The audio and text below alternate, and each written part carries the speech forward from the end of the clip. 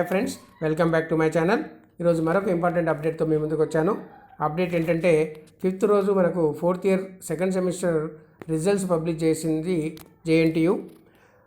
మరి ఇవి రిజల్ట్స్ వచ్చినాయి. Grace marks and undertaking list JNTU ఎప్పుడు ఇస్తుంది, ఎప్పుడు పీసీసీఎంకు అప్లై చేసుకోవాలి, 4th ఇయర్ రెగ్యులర్లో ఎక్కువ మార్కులు వచ్చేసి 4th ఇయర్ అడ్వాన్స్ సప్లిమెంటరీలో తక్కువ మార్కులు వస్తే ఏ మార్కులు కన్సిడర్ చేస్తారు గ్రేస్ మార్క్స్కు అనే విషయాల మీద మీకు అప్డేట్ ఇవ్వబోతున్నాను.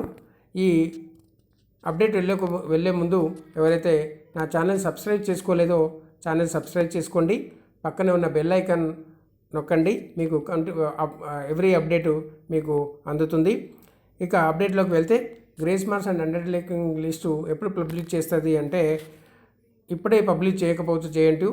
అన్ని ఫస్ట్ సెమిస్టర్ రిజల్ట్స్ వచ్చిన తర్వాత ఈ లిస్ట్ పబ్లిష్ చేసే అవకాశం ఉంది. మరి అప్పటి వరకు ఏం చేయాలి, వెయిట్ చేయాలా అంటే వెయిట్ చేయాల్సిన అవసరం లేదు. మీరు మీకు సంబంధించిన regular and supplementary downloaded marks memo తీసుకొని వెళ్ళి ఏదైతే మీకు ఎలిజిబిలిటీ ఉందో, రెగ్యులర్ అయితే రెగ్యులర్, అడ్వాన్స్ సప్లి అయితే అడ్వాన్స్ సప్లిమెంటరీ, ఆ మార్క్స్ మెమోస్ మీరు మీ కన్సర్న్ ఎగ్జామ్ బ్రాంచ్లో సబ్మిట్ చేసేస్తే మీకు అండర్టేకింగ్ ఫామ్ ఇస్తారు. మీరు అండర్టేకింగ్ సబ్మిట్ చేసిన తర్వాత మీ అప్లికేషన్స్ జేఎన్టీయూకు ఫార్వర్డ్ చేయడం జరుగుతుంది.